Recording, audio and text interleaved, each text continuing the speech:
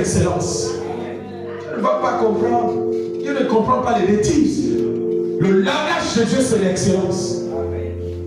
Tu fais de n'importe quoi, tu dis le Seigneur va comprendre. Il ne comprendra pas. Parce que ce que tu fais, ce n'est pas la volonté de Dieu. Dieu veut que ça se fasse dans l'excellence. Oh Dieu, le Seigneur va comprendre que je suis fatigué. Vous pensez que même pour venir prêcher, parce que je dois forcément me sentir bien? Non. Parfois je ne sens pas bien mon corps, mais je suis dans l'obligation de venir prêcher correctement. Sans pourtant vous montrer que je me sens mal quelque part. Obligé. Je donnerai le meilleur de moi-même. Dieu ne va pas comprendre. Tu viens passer, tu as mal à la tête, parce que tu as la fièvre, typhoïde. Tu viens maintenant, tu racontes n'importe quoi. Ça va bien aimé. En tout cas, laissez-moi m'asseoir d'abord pendant 15 minutes.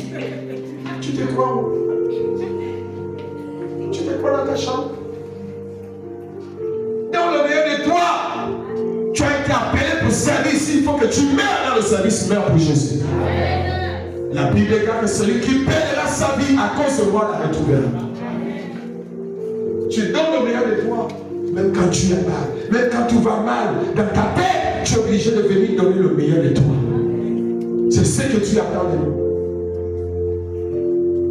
L'apôtre Paul a dit, offrons nos corps comme un sacrifice, vivant et comment? Agréable. Ça va être agréable, Dieu doit l'accepter. Mais on fait de n'importe quoi, on dit Dieu comprendra. On vient à la répétition, tout le monde est pressé.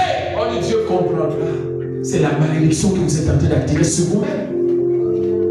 Dieu ne comprendra pas la médiocrité, les bêtises, Dieu ne comprend pas. Dieu comprend l'excellence. Car le langage de Dieu, c'est l'excellence. Quand il faut faire, on prend du temps, on le fait. Imaginez, quand c'est les hommes, on a tout le temps possible. Quand c'est les hommes, on est prêt à tout faire, à dormir même là, à cause des hommes. Mais combien peuvent se sacrifier pour le Seigneur? Et dit, même s'il faut que je dors là, pour que ça réussisse, demain, je dormirai. Combien sont prêts à le faire? Mais quand ce sont des balades inutiles, des balades amoureuses, l'on va te décevoir après 3 jours. Tu as tout le temps. Mais tu n'as jamais le temps pour Dieu. Tu n'as jamais le temps pour Dieu. Et tu viens à l'église, tu fais de n'importe quoi. Tu n'as pas le temps. Ça ne te dit absolument rien. Mais n'oublie pas une chose, mesdames et messieurs, que vous mourrez un jour. Et après ta mort, tu seras face à celui à qui tu as eu à négliger pendant que tu vivais. Amen. Et chacun aura des comptes à rendre. Est-ce que quelqu'un m'entend bien ce matin? Donc ne faisons pas les choses n'importe comment. Et dit Dieu comprendra. Dieu ne comprend pas ça. Parce que le langage diabolique. Dans le meilleur de nous. Je me souviens à l'époque, quand j'étais encore musicien, on veillait, une répétition, veillait pour le culte du dimanche. On veille toute la nuit et samedi, on ne dort pas. On travaille. Si le chant est compliqué, on doit travailler jusqu'à ce que le chant réussisse. Jusqu'à dimanche. Dimanche, on trouve en pleine répétition à l'église.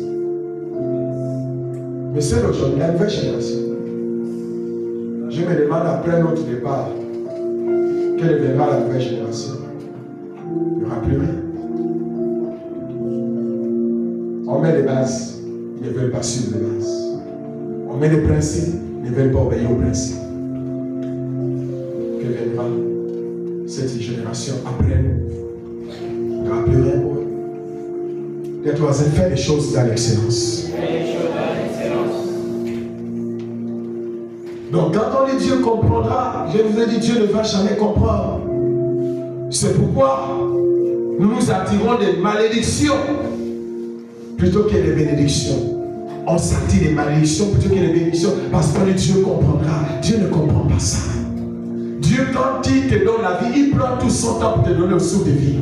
Il ne réfléchit pas. Il dit bon, je te donne d'abord le souffle de vie pendant 3 heures. Après 3 heures, je le dis après. Non, il le fait correctement. Il dit tiens la vie, je te donne la vie. Si c'est 15 ans, il te dit je te donne 15 ans. Il le fait correctement. Maintenant, en retour, pourquoi ne pas aussi servir Dieu de la même manière, dans l'excellence? Tu n'as jamais le temps pour Dieu. Tu n'as jamais le temps pour venir à l'église. Mais tu as le temps pour aller boire le vin partout. Tu as le temps pour aller te balader dans tout bon chantier. On te voit partout. Tu penses qu'on ne te voit pas. On te voit partout. Mais quand c'est Dieu, tu n'as jamais le temps. Mais tu mourras un jour.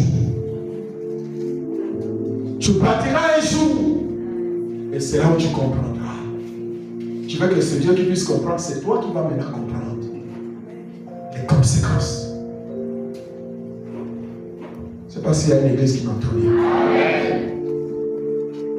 L'esprit de l'excellence doit revenir à l'église pour que les bénédictions se manifestent.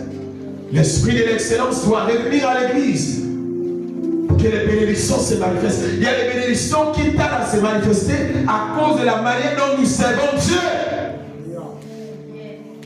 Il y a des bénédictions qui tardent à se manifester. Il y a la manière dont nous servons Dieu. Nous ne les saurions pas correctement. Servir et servir mal, ce n'est pas ce que Dieu veut. Je veux qu'on le sert dans l'excellence et bien. C'est ce qui attire les bénédictions du Seigneur. Je vous ai dit, je préfère quelqu'un dit je ne fais pas. Il dit je fais et tu fais mal. Il vaut mieux ne pas faire. Parce que quand tu fais mal, ça fait aussi mal. Il vaut mieux ne pas faire. On cherche quelqu'un qui le fera. Donc l'esprit d'excellence doit revenir à l'église. On doit apprendre à bien faire les choses dans l'église du Seigneur. On doit apprendre à bien s'habiller dans l'église du Seigneur.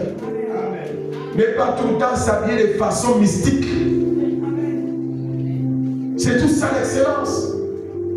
Pas seulement le moment du service, mais la manière de s'habiller. Ne t'habille pas comme un vampireux.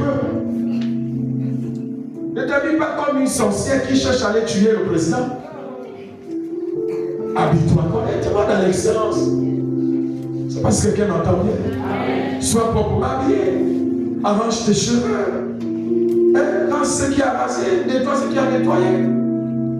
Si tu sens que tu as les odeurs corporelles, il y a des sticks partout qu'on achète au marché, stick-toi. Oh, c'est passé au